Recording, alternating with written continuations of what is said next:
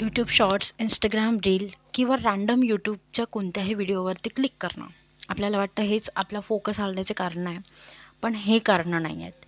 Main कारण माहिती आहे काय? आपल्या डोक्यामध्ये जे ओव्हर थिंकिंग चालली आहे ना, त्या ओव्हर थिंकिंगपासून म्हणजे आपण आपल्याला करायचं आहे. आपल्याला नाही वाटत की सतत ते विचार चालत राहावं डोक्यामध्ये.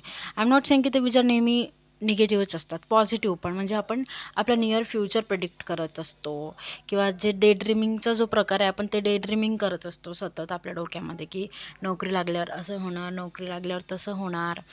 तर ना, हे जे आपण टाईम वेस्ट करतो यूट्यूबवरती, इंस्टाग्रामवरती किंवा मग कुठल्याही रँडम व्हिडिओवरती क्लिक करून, तर हे सगळं याच्याचमुळे होतं आहे की आपल्याला फक्त त्या ओव्हर थिंकिंगपासून दूर पडायचं असतं.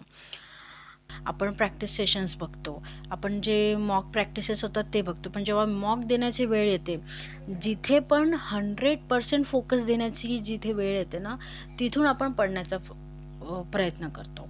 कारण माहिती आहे, 100% फोकस देण्यापेक्षा इझी आपल्याला डे ड्रीमिंग करणं वाटतं, की फ्युचरमध्ये काय होणार आहे, काय नाही होणार आहे, सिलेक्शन झाल्यावर काय होणार आहे, हे सगळं विचार करणं जास्त सोपं वाटतं instead of focusing on our studies.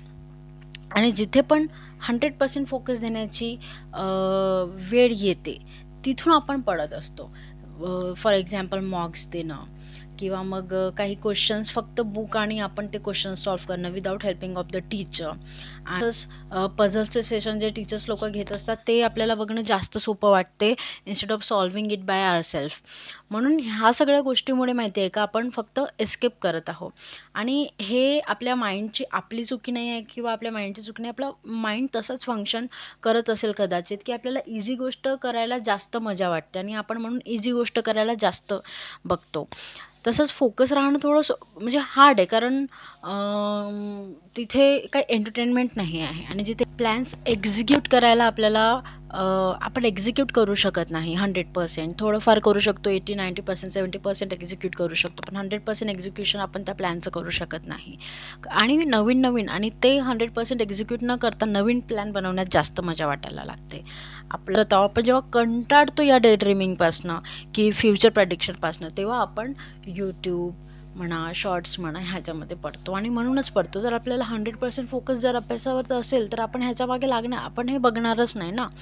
पण जेव्हा आपल्याला डोक्यात चाललेले विचार हे हटवायचे असतात, तर आपण मग जंप करतो यूट्यूब शॉर्ट्सवरती, इंस्टाग्रामच्या रील्सवरती.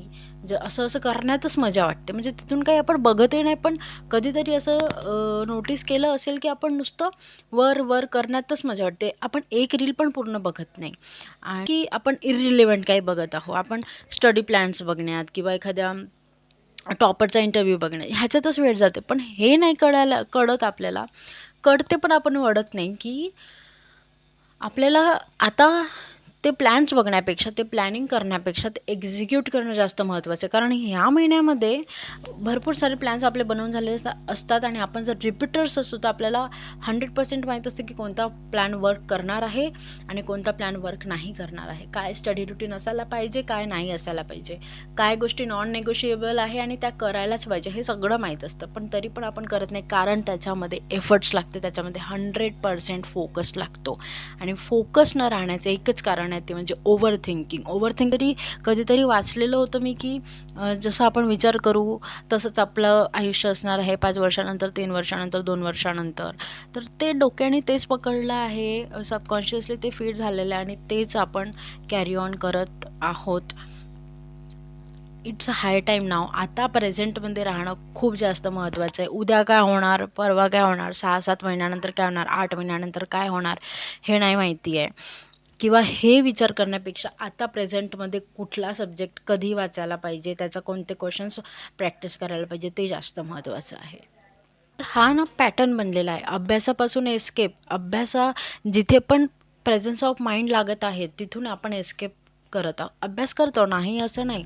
पण जिथे पण 100% फोकस लागतं, जिथे आपलं प्रेझन्स ऑफ माइंड लागत आहे, क्वेश्चन सॉल्व्ह करण्यात, स्पीड मॅथचे क्वेश्चन सॉल्व्ह करण्यामध्ये किंवा पझल सॉल्व्ह करण्यामध्ये किंवा क्वांटचेच काही क्वेश्चन सॉल्व्ह करण्यामध्ये, जे त्याच्यामध्ये जे आपलं प्रेझन्स ऑफ माइंड लागते, ते प्रेझन्स तो 100% फोकस लावण्यासाठी आपला माइंड रेडी नाही आहे, म्हणून आपला माइंड काय करतो, ओव्हर थिंकिंग करतो, डे ड्रीमिंग करतो.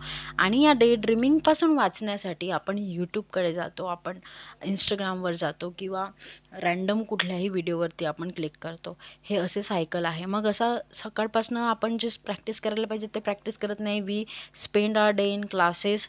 आपण क्लासेस करतो, थोडीफार प्रॅक्टिस करतो आणि मग तो दिवस संपून जातो अँड नेक्स्ट डे परत सुरू होतं क्लासेसपासनं. मग पुन्हा तेच रुटीन चालतं आणि आणि आपण कुठेतरी जे चुका आधी केल्या होत्या प्रॅक्टिस न करण्याचे, तेच चुका रिपीट करत आहोत. ह्याच्यापासून कसं बाहेर पडायचं ह्याचा विचार करणं जास्त महत्त्वाचं आहे. कारण मी म्हटलं तसं हेच 6-7 महिने आहे आपल्या हातामध्ये. कारण आता जर आपण प्रेझेंटमध्ये काही केलं नाही तर फ्युचर आपल्या हातातून निघून जाणार आहे आणि फ्युचरमध्ये पण आपण हेच करत राहणार आहोत जे आपण आता करत आहोत.